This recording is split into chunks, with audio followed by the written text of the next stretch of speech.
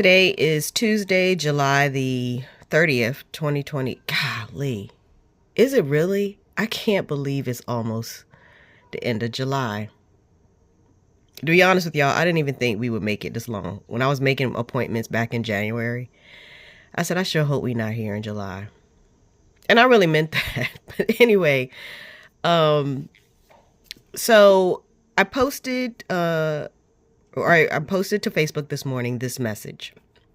And it was also following this message where I was really following up on some things that I said in the video yesterday about creating task lists, and as a therapist or accountability partner, always having things that I had to follow up on, even if we were focused on somebody else's goals.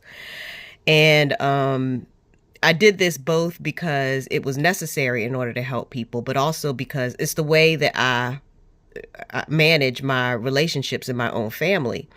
So I decided that I would share with you today how I walked through this process by, I went back to my journal from 2017 and pulled some various pages and some information from that journal to show you how I was not only teaching, but also walking through everything I was teaching. Because if you don't, if you are teaching people to do things that you aren't doing or have done successfully yourself, then you've stolen it from somebody and you're trying to present it as your own.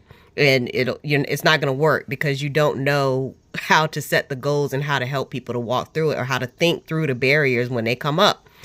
And in this post on Facebook, of course, I say that, I really need for people not to doubt my capacity to be able to lead people to paradise worldwide. Number one, because I have a desire to do it, but also because I have the ability and willingness to not just think about my own situation, but to think about how it would impact the people around me, and then what things might be going on for the people around me that are serving as a barrier for all of us, so that we can start to work towards the issues. And that is how in 2018, I was able to move all over the city and come up with a plan to at least start the process of building Paradise Worldwide in Norfolk, which is what has been determined as insurrection, and why, I believe there has been such a huge amount of targeting in this particular area, because they don't want that kind of growth.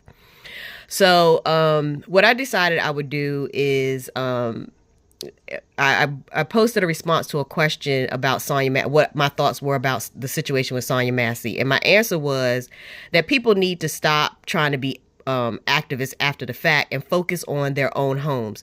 And if we had done that when Trayvon Martin was killed, then maybe we would not have had a Sonya Massey situation. But, we keep doing the same thing, having we're so upset that this happened. Well, it's not, it was just televised. I mean, stuff like that happens every day somewhere, and it doesn't get media coverage. So because Sonya's case received media coverage does not make it a new crisis. It's, how are you going to deal with it? And the way that you deal with it is the issues that are not getting media coverage, which are happening in your own home.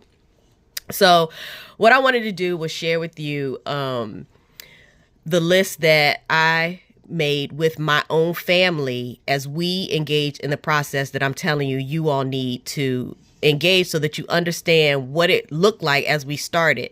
Now, we did this on July the 12th, 2018, which was the day after my grandmother passed away and before her funeral. And it just sort of helps you to understand my mindset and how I was coping with the situation, because I knew we needed to continue to move forward. And, her time in hospice, we were all preparing. When she made the decision, she said, I'm ready to go, because we had been fighting up until that point, and I knew she was in a lot of pain and that it was really difficult when we first started, just with managing her kidneys 2 years prior. But I would, even once she started being hospitalized, I would ask her, do you want to continue to fight? And she would tell me yes or no. And up until that point, she had said, I want to keep fighting. So we kept fighting. And so she continued to have the capacity to lead our family and to guide our family until she felt like we were at a place where she was ready. And she told me, she's like, I'm ready. So she did have a little glip after she had been off the dialysis treatments for a month, because she said she really wanted to see the twins graduate. And and I told her, we could go back, but I did not know how much damage had been caused at that point, and what life would be like, just trying to work through that recovery. And the next day she went back and she was like, no, I'm ready. And I said, okay. So it's that kind of approach to family transitioning that allowed me the very next day to sit down with my family and have this particular conversation. But we needed to have it, and so we did. So I'm going to read through it because I want you to understand, it is so important that you take everyone's vision seriously. There is nothing, there might be things about your children's vision that is childlike, but that's a good thing. If your children still have a vision that's childlike, that's a good thing living in this society, because of the kinds of things that they are told they should want.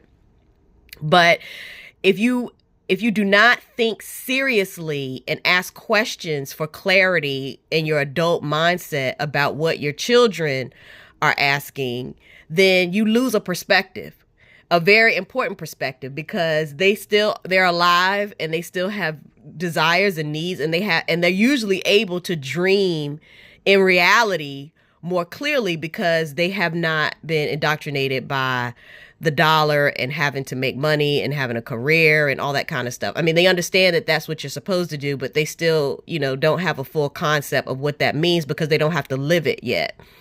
So you need that perspective, because that's where you can build from. But you also have to be able to take into account what the current conditions are today, July 30th, 2024, and what it would take in your own home to be able to make that happen. But you are just making a list. You aren't even doing anything yet. And so you start by dreaming first. Like, this is the ideal situation for me, from my mindset right now.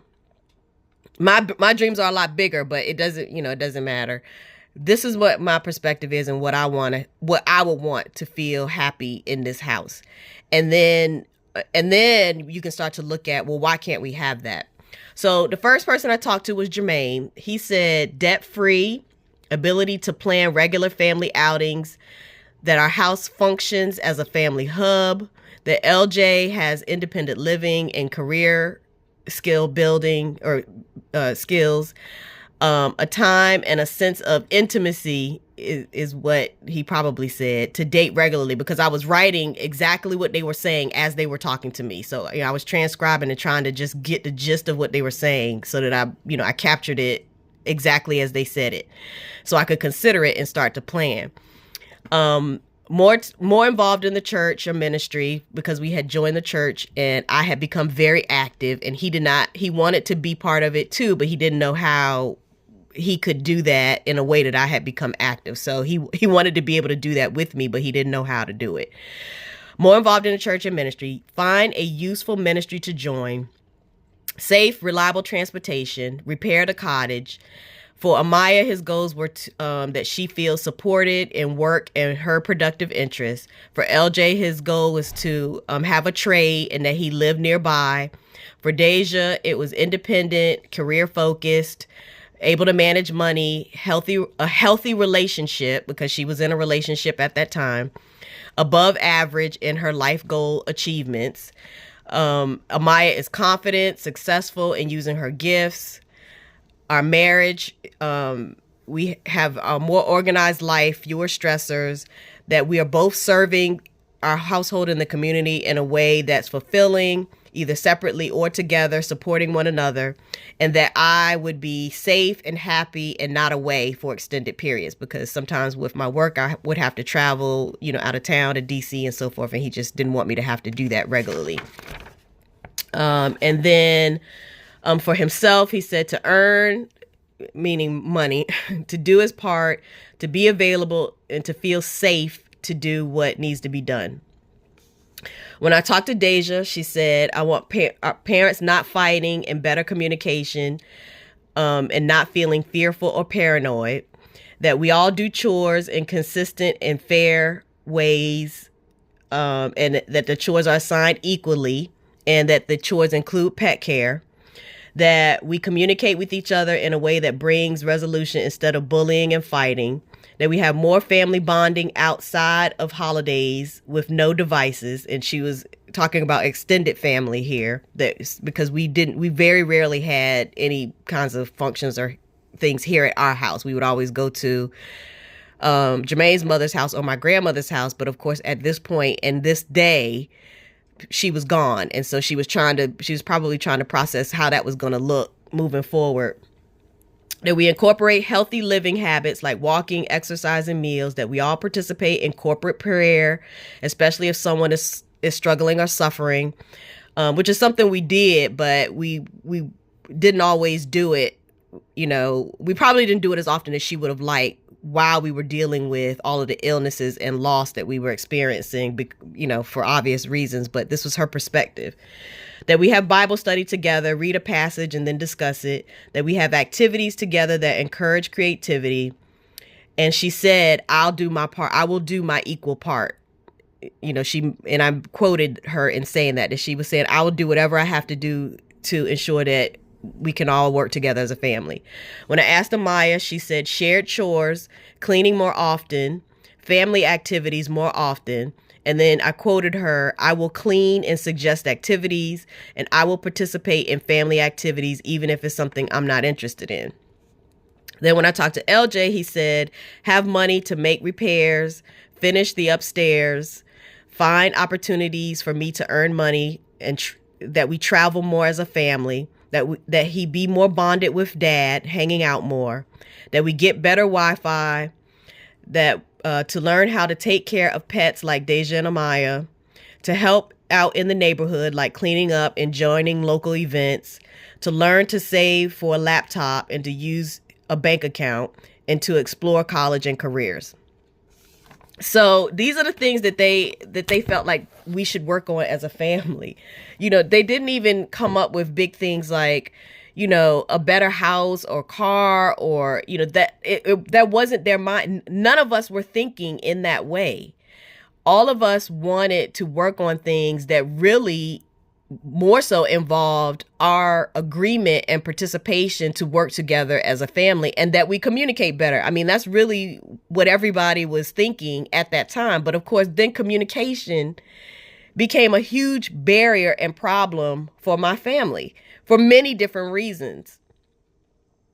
So I want you to understand that when you set these goals that, dreaming helps, because we live in a materialistic society, and sometimes you need that just to sort of, know that it's a possibility. If somebody else has it, then there's no reason that you could not have it.